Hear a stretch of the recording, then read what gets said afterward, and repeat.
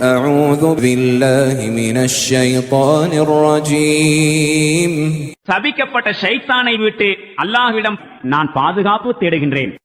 فلا أقسم بالشفق அவ்வாறில்லை, அந்தி நேரத்து செவ்வானத்தின் மீதும் والليل وما وسق இரவின் மீதும் மேலும் அது ஒன்று திரட்டி வைத்துக் கொண்டிருப்பவற்றின் மீதும் والقمر إذا اتسق மேலும் முழுமையாய் மலர்ந்துவிடும் சந்திரன் மீதும் நான் சத்தியம் செய்கின்றேன்.